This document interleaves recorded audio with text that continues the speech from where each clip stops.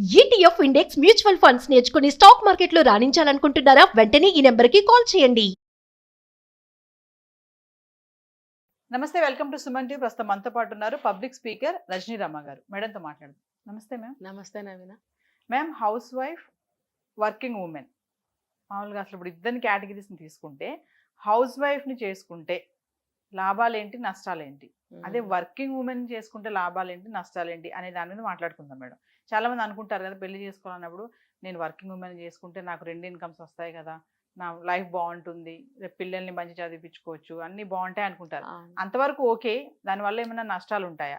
అదే హౌస్ వైఫ్ని చేసుకుంటే ఎంతసేపు ఇంట్లో ఉంటుంది కాబట్టి మంచిగా ఉంటుంది అని చెప్పి ఆలోచిస్తారు కొంతమంది. సో ఒక్కసారి ఇద్దరు కేటగిరీస్ వైజ్ మాట్లాడుకుంటే. అయితే మీరే చెప్పారు, ఆ క్వశ్చన్లోనే ఉంది ఆన్సర్.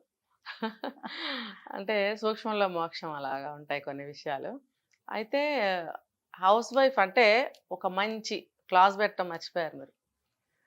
హౌస్ వైఫ్స్ అందరూ చాలామందే ఉన్నారు, కానీ అందరి వల్ల బెనిఫిట్స్ ఉన్నాయా, అందరి వల్ల నష్టాలు ఉన్నాయా అంటే అవి ఉంటాయి ఇవి ఉంటాయి. మెంటాలిటీని బట్టి ఉంటుంది. ఇప్పుడు హౌస్ వైఫ్ అనుకోండి, ఆమె ఏం సంపాదించదు. ఒక మంచి అమ్మాయి అయితే, ఒక మంచి ఇల్లాలైతే తన ఇంటి కోసం పాటుపడుతుంది కదా. ఇప్పుడు ఒక జాబ్ చేస్తుంది అనుకోండి, తన స్కిల్స్ ఎక్కడికి వెళ్ళిపోతాయి చెప్పండి మీరు? ఆఫీస్కి బయటకు వెళ్ళిపోతాయి. అది ఇంట్లో ఉంటే ఏమవుతుంది, ఆ స్కిల్స్ అన్నీ కూడా తన తెలివితేటలని, తన సమయస్ఫూర్తిని, తన యొక్క అన్ని లక్షణాలని కూడా ఇంటి మీద పెడుతుంది కదా. తన ఎఫర్ట్స్ అన్నీ కూడా ఇంటి మీద పెడుతుంది.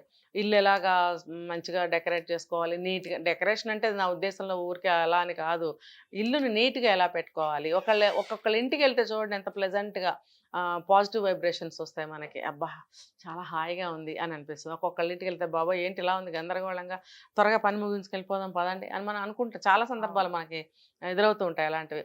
సో అలా కూడా ఉంటుంది. అంటే ఆ యొక్క మెంటాలిటీని బట్టి హౌస్ వైఫ్ అయితే గుడ్ ఆర్ బ్యాడ్ రెండు జరగచ్చు. ఒక మంచి హౌస్ వైఫ్ అయితే కనుక ఇల్లు చాలా బాగుంటుంది. ఇప్పుడు నేను చెప్పాను కదా, ఇల్లు నీట్గా పెట్టుకోవడము, చక్కగా టైంకి లేవటం, పిల్లల్ని చూసుకోవడం, భర్తను చూసుకోవడం, ఇల్లు దిద్దుకోవడం, వచ్చిపోయే వాళ్ళకి మంచి సమాధానం చెప్పుకోవడం, తనకి తాను మళ్ళీ జాగ్రత్తలు తీసుకుంటూ. అంటే ఇప్పుడు రోజులు బాగాలేదు కాబట్టి వెళ్ళంగానే తలుపులు వేసుకోవడము, ఎవరన్నా వస్తే జాగ్రత్తగా కనిపెట్టి తలుపులు తీసి జవాబు చెప్పడము, అనేక రకాలమైన మోసాలు జరుగుతున్నాయి. వాటన్నిటి నుంచి అదే నేను చెప్తున్నా, తన తెలివితేటలని, స్కిల్స్ని ఉపయోగిస్తుంది. ఇంటికే పరిమితం, ఇంటికే. ఎక్కడా కూడా ఇంటి మీద బ్యాడ్ రిఫ్లెక్షన్ రాకుండా తను జాగ్రత్తలు తీసుకుంటూ ఉంటుంది. ఇప్పుడు అందరూ చదువుకున్న వాళ్ళే కాబట్టి బయట విషయాలు కూడా అన్నీ తెలుస్తున్నాయి కాబట్టి ఏం జరుగుతుంది, ఏం జరగబోతుంది, మనం ఇలా ఉండాలి అని బ్రెయిన్ పనిచేస్తుంది తనకి. సో ఆ విధంగా కూడా తను జాగ్రత్తలు తీసుకుంటుంది. చక్కని వంట, ఈరోజు డిషెస్ మనం ఏమైనా వేరే విధంగా ట్రై చేద్దామా, బోర్ లేకుండా. పిల్లలు అమ్మ ఇది బాగాలేదనో, ఇంకొకటి కావాలనో అంటూ ఉంటారు ఇళ్లలో. సో ఆ మాటలు కూడా గుర్తొస్తాయి తనకి. గుర్తొచ్చి కొత్త వంట కోసం ట్రై చేయటము. తర్వాత పిల్లలు రూమ్స్ కానీ, ఇంట్లో అన్ని రూమ్స్ కానీ ఉన్న వస్తువుని ఎక్కడ పెట్టాలో అక్కడే పెడతారు. కొంతమంది ఇక్కడ తీసి అక్కడ పెట్టడం, అక్కడ తీసి ఇక్కడ పెట్టడం చేస్తుంటారు కదా. అంటే ఇంట్లో ఒక డిసిప్లిన్ కూడా ఈవిడ ద్వారా జరుగుతూ ఉంటుంది. కాబట్టి ఏ విధంగా చూసుకున్నా ఇల్లు సర్దుకోవడమే కానీ, తీసిన వస్తువు తీసిన చోట పెట్టడమే కానీ, మరి వంట కానీ, ఇంకొకటి బయటకు వెళ్ళి కూడా పనులు చేసుకొస్తుంటారు పిల్లలు ఎక్కువ. అన్నీ బ్యాంక్స్కి వెళ్ళడము, పని ఉంటే హాస్పిటల్స్కి వెళ్ళడము, షాప్కి వెళ్ళి ఏదైనా తెచ్చుకోవాలంటే తెచ్చుకోవడము, చక్కగా వెహికల్ డ్రైవ్ చేసుకుంటూ వెళ్ళడం, ఇవన్నీ కూడా జరుగుతున్నాయి. తర్వాత ఇంటికి వచ్చిన తర్వాత మళ్ళీ తను కొంచెం సేపు రిలాక్స్ అయ్యి మళ్ళీ వెంటనే పిల్లల కోసం, భర్త కోసం అన్నీ రెడీ చేయడం, పిల్లలకి మంచి చదువులు చెప్పించడం. ఒక వీడియోలో చెప్పాను నేను, ఒక మదర్ కానీ ఒక లేడీ అనుకోండి, తను ఒక ఎడ్యుకేటెడ్ అయితే 3 generations ఎడ్యుకేటెడ్స్ అవుతారు వాళ్ళు కదా. సో తనకున్నటువంటి తెలివితేటలు, తను చదువుకున్న విధానాన్ని చక్కగా పిల్లలకి కూడా అప్లై చేసి మంచిగా చదివించడం, హోంవర్క్స్ చేయించడము, వాళ్ళకి అన్నిట్లోనూ మంచి ట్రైనింగ్ ఇవ్వడం, ఆటల్లో, పాటల్లో, చదువుల్లో. వాళ్ళకి ఏదైనా ఇంట్రెస్ట్ ఉండొచ్చు, ఒక డ్రాయింగ్ అవ్వచ్చు, లేకపోతే ఒక పెయింటింగ్ అవ్వచ్చు, లేకపోతే ఏదైనా పజిల్స్ చేయడము, ఇలాంటి వాళ్ళకి ఇంట్రెస్ట్స్ ఏవో ఉంటాయి. అవన్నీ తన అటువైపు వాళ్ళని డైవర్ట్ చేసి మంచిగా అందులో ట్రైనింగ్ ఇచ్చి ముందుకు తీసుకెళ్లే స్కిల్స్, ఇవన్నీ కూడా ఒక హౌస్ వైఫ్స్కి ఉంటాయి. ఉన్నప్పుడు తను అలా డైవర్ట్ చేయగలిగినప్పుడు ఇంటికి రాగానే భర్తకి అన్నీ చూడటము, పిల్లలకి చూసి, ఇంట్లో ఏమైనా ఇల్లాస్ ఉంటే వాళ్ళని చూసుకోవడము. అఫ్కోర్స్ వాళ్ళ స్తోమత ఉంటే ఎవరినన్నా మేడ్ని, పని మనిషిని పెట్టుకుంటున్నారు అనుకోండి, పెట్టుకోవచ్చు కూడా. పెట్టుకుంటే కూడా అది హెల్ప్ అవుతుంది. చక్కగా మనీని ఎలా మనం సేవింగ్స్ చేయాలి, దేనికి ఎంత ఖర్చు పెట్టాలి, ఇలా ఇలా అన్నీ చూసుకుంటున్నప్పుడు ఆ ఇల్లు చాలా బాగుంటుంది కదండి. మరి అలాగే ఒక జాబ్ చేస్తున్నప్పుడు మీరు అన్నట్టు వర్కింగ్ ఉమెన్ అయినప్పుడు బ్రహ్మాండమైన సంపాదన వస్తుంది. ఇప్పుడు సింగిల్ సంపాదన అయినప్పటికీ కూడా ఇక్కడ ఇల్లు చాలా అంటే చాలా మనశ్శాంతి ఉంటుంది. ఉంటుంది మనిషికి కావాల్సింది ఏంటండి? శాంతి, ప్రశాంతి, విశ్రాంతి కదా, సంతృప్తి. ఈ 4 ఇలాంటి హౌస్ వైఫ్ అయితే గనక ఖచ్చితంగా దొరుకుతాయి. మరి అలాగే ఒక ఒక అమ్మాయి జాబ్ చేస్తుంది అనుకోండి, వర్కింగ్ ఉమెన్ అయినప్పుడు సంపాదన బాగుంటుంది, ప్రాపర్టీస్ బాగుంటాయి, మంచి లైఫ్ లగ్జూరియస్గా ఉంటుంది. కోరుకున్న తిండి, కోరుకున్న చోటకి వెళ్ళడము, కోరుకున్న బట్టలు కట్టుకోవడము, ఎప్పుడు పడితే అప్పుడు ఎక్కడికి పడితే అక్కడికి మంచిగా ఖర్చు పెట్టుకుని వెళ్ళడము, తిరగడము, ఎంజాయ్ చేయడం అన్నీ బాగుంటాయి. ఈజ్ ఈక్వల్ టు పిల్లలు కూడా అలాగే తయారవుతారు. ఎందుకంటే వాళ్ళు ఇవన్నీ ఇస్తారు కానీ వాళ్ళు పిల్లలకి టైంను మాత్రం ఇవ్వలేరు, ఖచ్చితంగా ఇవ్వలేరు. ఆటోమేటిక్గా అందరూ కూడా రిలాక్స్ కోరుకుంటారు. ఆ రిలాక్సేషన్ కోసం నలుగురు కలిసి బయటకు వెళ్ళిపోతారు.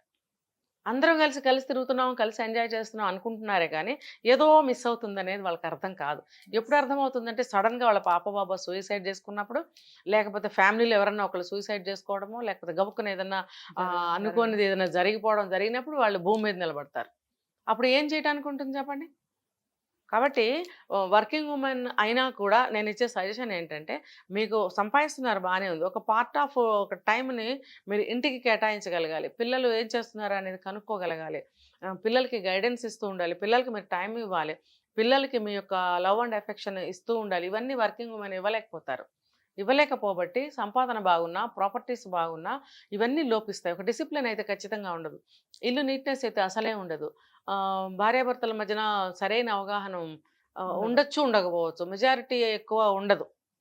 నువ్వు సంపాదిస్తున్నావు, నేను సంపాదిస్తున్నాను, నేను అక్కడికి వెళ్తున్నాను చెప్పేది ఉంది. అక్కడికి వెళ్ళాక నేను ఇక్కడ ఉన్నాను, రేపు వస్తాను, లేకపోతే ఈవినింగ్ వస్తాను, అంత కమ్యూనికేషన్ అలా ఉంటుంది. మాట తీరు కూడా కొంచెం ఖచ్చితంగా. పిల్లలు ఉన్నారనుకోండి, కాల్ చేసి నువ్వు వచ్చేసుకుని తినేసేయి, నేను ఆ టైంకి వస్తానంటారు. పిల్లలు కొంచెం పెద్దవాళ్ళు అవుతుండే టీనేజ్కి వచ్చిన తర్వాత, సరే అమ్మ బయట ఉంది కదా, మనం ఏదో ఒకటి చేసేసుకుని తినేస్తారు. కానీ ఎఫెక్షన్ అనేది మిస్ అవుతున్నారు కదా. అమ్మ వచ్చి ప్రేమగా ఏదైనా చేసి పెడితే పిల్లలకి ఆ ప్రేమ, ఆ బంధం పెరుగుతుంది. అది లేనప్పుడు ఉంటారు, కలిసే ఉంటారు, బంధం అయితే ఉండదు. అంటే మేడం కాంట్రాక్ట్ లాగా. అంటే ఇప్పుడు ఒక వ్యక్తి సంపాదనతో సరిపోతుంది అన్నప్పుడు కూడా ఇద్దరు చేస్తున్నారని అంటారా? ఈ ఒక వ్యక్తితో సంపాదనతో ఓకే అయిపోతుంది, ఫ్యామిలీ చేయొచ్చు, నువ్వు అవసరం లేదు, నువ్వు ఇంట్లో ఉండి పిల్లల్ని చూసుకో, ఇల్లు చూసుకో, మీరు అన్నట్టుగా ప్రశాంతంగా ఉంటుంది, ప్లెజెంట్గా ఉంటుంది అన్న ఆ ఛాన్స్ ఉన్నా కూడా ఇద్దరు చేస్తున్నారు అని అంటారా? జాబ్ దాదాపుగా చేస్తున్నారుగా. ఎందుకంటే వాళ్ళకి కూడా ఇండిపెండెన్సీ కావాలి, ఇండివిజువాలిటీ కావాలి, దేనికి ఆధారపడకూడదు.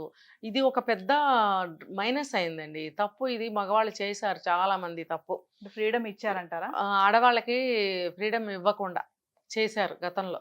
దానివల్ల ఇప్పుడు ఈ మార్పులు వచ్చాయి.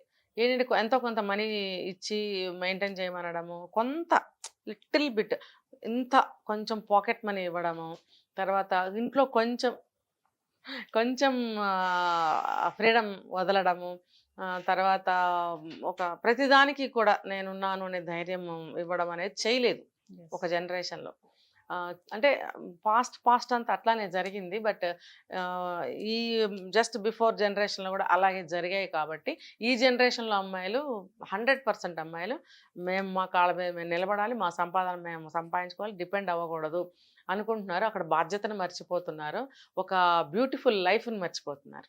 ఫైనల్గా ఇద్దరు కలిసి పనిచేస్తే నష్టపోయేది ఏంటి, ఒకలే పనిచేస్తే లాభపడేది ఏంటంటే ఏం చెప్తారు? అది వాళ్ళ ఆలోచన మనస్తత్వాలను బట్టి ఆధారపడి ఉంటుంది. టైంని డివైడ్ చేసుకోగలగాలండి. ఇప్పుడు మనకు 24 అవర్స్ ఉంటుంది కదా, 24 అవర్స్లో జాబ్కి వెళ్తారు, ఎన్ని అవర్స్ ఉంటారు ఆఫీస్లో?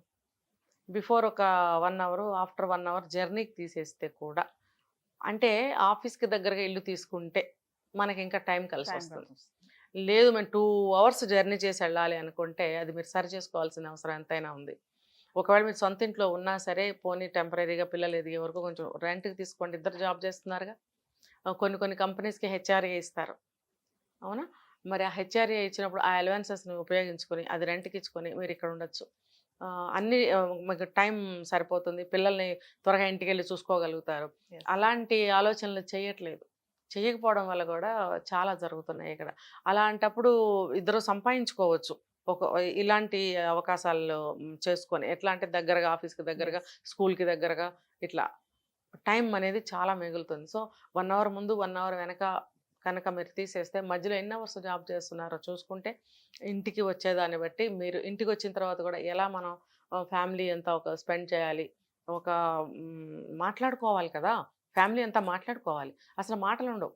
ఇంటికి రాగానే అమ్మ అలసిపోయిందని పిల్లలు, నేను అలసిపోయానని మదరు, తండ్రి మటుకు తండ్రి అలా అనుకుంటుంటే పిల్లలు ఇలా చూస్తూ దొంగతనంగా చూసినట్టు చూసి హోంవర్క్లు చేసుకోవడము, ఎప్పుడు భోజనానికి పిలుస్తారా, ఆకలి పాపం పిల్లలకి, రాస్తున్నట్టే ఉంటారు కానీ కిచెన్ వైపు చూడటము, డాడీ ఏం చేస్తున్నాడు, డాడీ టీవీ చూస్తుంటాడు, అమ్మ ఏమో కిచెన్లో వర్క్ చేస్తూ ఉంటుంది, అమ్మో ఏమైనా అంటారేమో ఇద్దరు సీరియస్గా ఉన్నారు అని చెప్పి వీళ్ళు ఎలాగోలా హోంవర్క్ కంప్లీట్ చేయడానికి చూస్తుంటారు ఆకలి పొట్టతోటి. ఆవిడ ఎప్పుడో పెడుతుంది, తింటారు, నిద్రపోతారు, మళ్ళీ పొద్దున్నే లేస్తారు, ఏ రెడీ అవ్వండి రెడీ అవ్వండి రెడీ అవ్వండి, గబగబా రెడీ చేసేస్తారు, తోసి పారేస్తారు బయటికి. అలాంటి లైఫ్లో పిల్లలకి బాండ్ అనేది దెబ్బతింటుంది. వాళ్ళకి మానసిక వికాసం అనేది ఉండదు, అస్సలు ఉండదు, అసలు ఉండదు. ఉండకపోవటం వల్ల వాళ్ళకి ఆత్మన్యూనతాభావం, ఇన్ఫీరియారిటీ కాంప్లెక్స్ అనేది పెరిగిపోతూ ఉంటుంది. పెరిగిపోవడం వల్ల ఎవరితో కలవలేకపోవడం, నోరంతా విప్పి నవ్వటానికి కూడా సిగ్గుపడతారు కొంతమంది పిల్లలు, తలెత్తి మాట్లాడటానికి సిగ్గుపడతారు, కళ్ళెత్తి మాట్లాడటానికి సిగ్గుపడతారు, భయపడతారు. ఎందుకంటే ఎలా ఎదుర్కోవాలనేది వాళ్ళకి అర్థం కాక కళ్ళువాలు చేయడం, తలవాలు చేయడం, పక్కకు చూడడం, తెలిసి తెలియని జవాబులు చెప్పడం వల్ల ప్రతి దగ్గర కూడా ఫెయిల్ అవుతూ ఉంటారు వాళ్ళు. ఇవన్నీ ఎవరి వల్ల? పేరెంట్స్ వల్ల. మీకు కొంత ఖాళీ తీసుకుని పిల్లలకి ఇవన్నీ కూడా నేర్పించాల్సిన అవసరం ఎంతైనా ఉంది. అలా ఉన్నప్పుడు ఫ్యామిలీ చాలా హెల్తీగా ఉంటుంది. ఇలాగా చచ్చిపోదామా, చంపేద్దామా, డబ్బు లేదే, అది లేదే, వాళ్ళు ఇలా అన్నారు, వీళ్ళు ఇలా అన్నారు, అలాంటి దరిద్రపు ఆలోచనలకి బ్రెయిన్లో తావు ఉండదు. అందరూ కలిసి చక్కగా అలా ఉండాలి. Thank you ma'am.